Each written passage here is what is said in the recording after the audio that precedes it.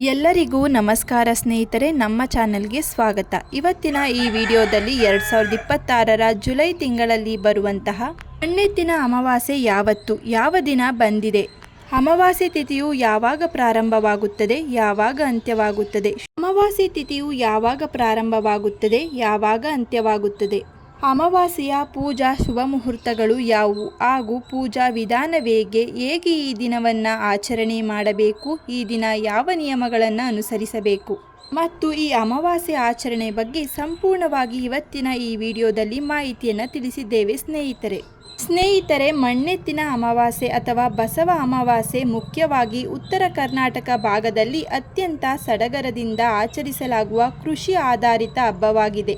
ಹಿಂದೂ ಪಂಚಾಂಗದ ಪ್ರಕಾರ ಜ್ಯೇಷ್ಠ ಮಾಸದ ಅಮಾವಾಸ್ಯೆಯಂದು ಇದನ್ನು ಆಚರಣೆ ಮಾಡುತ್ತೇವೆ. ರೈತ, ಮಣ್ಣು, ಭೂಮಿ ಮತ್ತು ಎತ್ತುಗಳ ನಡುವಿನ ಅನ್ಯೋನ್ಯ ಭಾವನಾತ್ಮಕ ಸಂಬಂಧವನ್ನು ಸಾರುವ ಹಬ್ಬ ಇದಾಗಿದೆ. ವರ್ಷಪೂರ್ತಿ ರೈತನ ಹೆಗಲಿಗೆ ಹೆಗಲು ಕೊಟ್ಟು ಜಮೀನಿನಲ್ಲಿ ಕಷ್ಟಪಡುವ ಎತ್ತುಗಳಿಗೆ ಗೌರವ ಮತ್ತು ಧನ್ಯವಾದ ಸಲ್ಲಿಸುವ ಈ ಸಲುವಾಗಿ ಈ ಹಬ್ಬವನ್ನು ಆಚರಣೆ ಮಾಡುತ್ತೇವೆ. ಕಾರ ಹುಣ್ಣಿಮೆಯ ನಂತರ ಬರುವ ಈ ಹಬ್ಬವು ಮುಂಗಾರು ಬಿತ್ತನೆಯ ಸಂದರ್ಭವನ್ನು ಸೂಚಿಸುತ್ತದೆ. ಉತ್ತಮ ಮಳೆ, ಬೆಳೆ ಮತ್ತು ರೈತಾಪಿ ವರ್ಗದ ಒಳಿತಿಗಾಗಿ ಈ ದಿನ ದೇವರ ಪ್ರಾರ್ಥನೆ ಸಲ್ಲಿಸುತ್ತೇವೆ.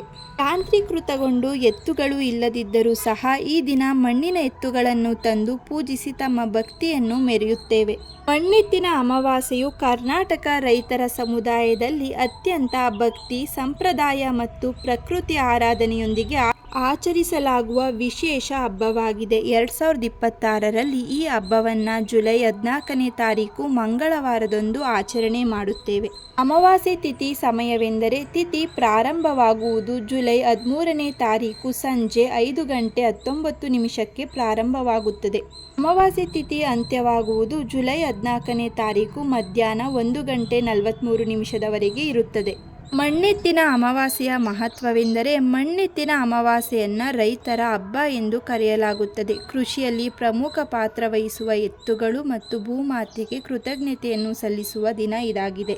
ಈ ದಿನ ಮಣ್ಣಿನಿಂದ ತಯಾರಿಸಿದ ಎತ್ತುಗಳ ಜೋಡಿಯನ್ನು ಬಸವಣ್ಣ ಮನೆಗೆ ತಂದು ಅಲಂಕರಿಸಿ ಪೂಜೆ ಮಾಡಲಾಗುತ್ತದೆ. ಹೂವು, ಕುಂಕುಮ, ಅರಿಶಿಣ ಹಾಗೂ ವಿವಿಧ ಅಲಂಕಾರಗಳಿಂದ ಮಣ್ಣಿನ ಎತ್ತುಗಳನ್ನು ಸಿಂಗಾರ ಮಾಡುತ್ತೇವೆ. ಮಳೆ, ಭೂಮಿ, ಜಾನುವಾರು ಮತ್ತು ಕೃಷಿ ಜೀವನಕ್ಕೆ ಆಧಾರವಾದ ಪ್ರಕೃತಿಯ ಎಲ್ಲ ಶಕ್ತಿಗಳಿಗೆ ಕೃತಜ್ಞತೆಯನ್ನು ಸಲ್ಲಿಸುವ ಆಚರಣೆ ಇದಾಗಿದೆ. ಮಣ್ಣೆತ್ತಿನ ಅಮಾವಾಸ್ಯೆಯಂದು ಮನೆಗಳಲ್ಲಿ ವಿವಿಧ ಸಾಂಪ್ರದಾಯಿಕ ತಿಂಡಿಗಳನ್ನು ತಯಾರಿಸುತ್ತೇವೆ. ಹೋಳಿಗೆ, ಒಬ್ಬಟ್ಟು, ಕಡುಬು, ಪಾಯಸ, ಕೋಸಂಬರಿ, ವಿವಿಧ ಸಿಹಿ ತಿನಿಸುಗಳು. ಇವುಗಳನ್ನು ದೇವರಿಗೆ ಹಾಗೂ ಮಣ್ಣಿನ ಎತ್ತುಗಳಿಗೆ ನೈವೇದ್ಯವಾಗಿ ಅರ್ಪಣೆ ಮಾಡುತ್ತೇವೆ. ಅಷ್ಟೇ ಅಲ್ಲದೆ ಆಷಾಢ ಅಮಾವಾಸ್ಯೆ ಪಿತೃಗಳ ಆರಾಧನೆಗೆ ಅತ್ಯಂತ ಶ್ರೇಷ್ಠ ದಿನವೆಂದು ಪರಿಗಣಿಸಲಾಗಿದೆ. ಈ ದಿನ ಪವಿತ್ರ ನದಿಗಳಲ್ಲಿ ಸ್ನಾನ ಮಾಡುವುದು, ಪಿತೃದರ್ಪಣವನ್ನು ನೀಡುವುದು, ದಾನ ಧರ್ಮವನ್ನು ಮಾಡುವುದು, ಮುಖ್ಯವಾಗಿ ಅನ್ನದಾನ ಮಾಡುವುದು ಮುಖ್ಯ. ಈ ಕಾರ್ಯಗಳನ್ನು ಮಾಡುವುದರಿಂದ ಪೂರ್ವಜರ ಆಶೀರ್ವಾದ ದೊರೆಯುತ್ತದೆ. ಮಣ್ಣೆತ್ತಿನ ಅಮಾವಾಸ್ಯೆಯಂದು ಭಕ್ತಿಯಿಂದ ಪೂಜೆ ಮಾಡಿದರೆ ಕೃಷಿಯಲ್ಲಿ ಸಮೃದ್ಧಿ ಹೆಚ್ಚಾಗುತ್ತದೆ, ಉತ್ತಮ ಮಳೆ ಮತ್ತು ಬೆಳೆ ದೊರೆಯುತ್ತದೆ, ಕುಟುಂಬದಲ್ಲಿ ಸುಖ ಶಾಂತಿ ದೊರೆಯುತ್ತದೆ, ಪಿತೃದೋಷ ನಿವಾರಣೆಯಾಗುತ್ತದೆ, ಐಶ್ವರ್ಯ ಮತ್ತು ಆರೋಗ್ಯ ದೊರೆಯುತ್ತದೆ. ಮಣ್ಣೆತ್ತಿನ ಅಮಾವಾಸ್ಯೆಯ ಪೂಜಾ ಸರಳ ವಿಧಾನ. ಮಣ್ಣೆತ್ತಿನ ಪೂಜೆಗೆ ಬೇಕಾದ ಪೂಜಾ ಸಾಮಗ್ರಿಗಳು: ಶುದ್ಧವಾದ ಕಪ್ಪು ಅಥವಾ ಕೆಂಪು ಮಣ್ಣು, ಎತ್ತುಗಳನ್ನು ತಯಾರಿಸಲು ಅರಿಶಿಣ, ಕುಂಕುಮ, ಅಕ್ಷತೆ ಮತ್ತು ಹೂವುಗಳು, ದೀಪ, ಕರ್ಪೂರ, ಧೂಪದ ಕಡ್ಡಿ, ಎತ್ತುಗಳಿಗೆ ಕಟ್ಟಲು ಸಣ್ಣ ಗೆಜ್ಜೆ ಅಥವಾ ಬಣ್ಣದ ದಾರ, ನೈವೇದ್ಯ ಹೋಳಿಗೆ, ಒಬ್ಬಟ್ಟು, ಪಾಯಸ ಅಥವಾ ಗೋಧಿ ನುಚ್ಚಿನ ಪಾಯಸ. ಮಣ್ಣೆತ್ತಿನ ಅಮಾವಾಸ್ಯೆಯ ಪೂಜಾ ವಿಧಾನ. ಬೆಳಿಗ್ಗೆ ಅಮಾವಾಸ್ಯೆಯ ದಿನ ಮುಂಜಾನೆ ಬೇಗ ಎದ್ದು ಮನೆಯನ್ನು ಮತ್ತು ದೇವರ ಕೋಣೆಯನ್ನು ಸ್ವಚ್ಛಗೊಳಿಸಿ ಮಂಗಳ ಸ್ನಾನವನ್ನು ಮಾಡಬೇಕು. ನದಿ ಅಥವಾ ಹೂವಿನ ಗಿಡದ ಬುಡದಿಂದ ತಂದ ಶುದ್ಧವಾದ ಮಣ್ಣಿನಿಂದ 2 ಎತ್ತುಗಳ ಮೂರ್ತಿಗಳನ್ನು ನೀವೇ ಕೈಯಾರ ಸಿದ್ಧಪಡಿಸಬೇಕು. ದೇವರ ಕೋಣೆಯಲ್ಲಿ ಅಥವಾ ಮನೆಯ ಮಧ್ಯಭಾಗದಲ್ಲಿ ಮಣೆಯನ್ನು ಇಟ್ಟು ಅದರ ಮೇಲೆ ಧಾನ್ಯ, ಅಕ್ಕಿ ಅಥವಾ ಗೋಧಿ ಹರಡಿ ಮಣ್ಣಿನ ಎತ್ತುಗಳನ್ನು ಪ್ರತಿಷ್ಠಾಪನೆ ಮಾಡಬೇಕು. ಆ ಎತ್ತುಗಳಿಗೆ ಅರಿಶಿಣ, ಕುಂಕುಮವನ್ನು ಹಚ್ಚಿ ಹೂಗಳಿಂದ ಅಲಂಕರಿಸಿ ಅವುಗಳನ್ನು ಸಾಕ್ಷಾತ್ ಶಿವನ ವಾಹನವಾದ ನಂದಿಯನ್ನು ಸ್ಮರಣೆ ಮಾಡುತ್ತಾ ಪೂಜೆ ಮಾಡಬೇಕು. ನೈವೇದ್ಯವಾಗಿ ಸಿದ್ಧಪಡಿಸಿದ ಹೋಳಿಗೆ, ಪಾಯಸ ಅಥವಾ ಸಾತ್ವಿಕ ಆಹಾರವನ್ನು ಮಣ್ಣಿನ ಎತ್ತುಗಳ ಮುಂದೆ ಇಟ್ಟು ನೈವೇದ್ಯ ಮಾಡಬೇಕು. ಕೊನೆಯಲ್ಲಿ ಧೂಪ ಮತ್ತು ದೀಪವನ್ನು ಬೆಳಗಿ ಕರ್ಪೂರದ ಆರತಿಯನ್ನು ಮಾಡಿ ಕುಟುಂಬದ ಸುಖ ಸಮೃದ್ಧಿಗಾಗಿ ಪ್ರಾರ್ಥನೆ ಮಾಡಿಕೊಳ್ಳಬೇಕು. ಮಣ್ಣೆತ್ತಿನ ಅಮಾವಾಸ್ಯೆಯ ದಿನ ಆಚರಿಸಬೇಕಾದ ನಿಯಮಗಳೆಂದರೆ ಈ ದಿನ ಬಡವರಿಗೆ ಅಥವಾ ಬ್ರಾಹ್ಮಣರಿಗೆ ಅನ್ನದಾನ ಮತ್ತು ವಸ್ತ್ರದಾನವನ್ನು ಮಾಡುವುದು ತುಂಬ ಶ್ರೇಷ್ಠ. ಪೂಜೆಯ ದಿನದಂದು ಸಂಪೂರ್ಣ ಉಪವಾಸವಿರಬೇಕು ಅಥವಾ ಕೇವಲ ಸಾತ್ವಿಕ ಆಹಾರವನ್ನು ಸೇವಿಸಬೇಕು. ಮಾಂಸಾಹಾರ ಮತ್ತು ಮದ್ಯಪಾನಗಳನ್ನು ಕಡ್ಡಾಯವಾಗಿ ತ್ಯಜಿಸಬೇಕು. ಈ ದಿನ ಯಾವುದೇ ಪ್ರಾಣಿಗಳಿಗೆ, ಮುಖ್ಯವಾಗಿ ದನ ಕರುಗಳಿಗೆ ತೊಂದರೆಯನ್ನು ಮಾಡಬಾರದು.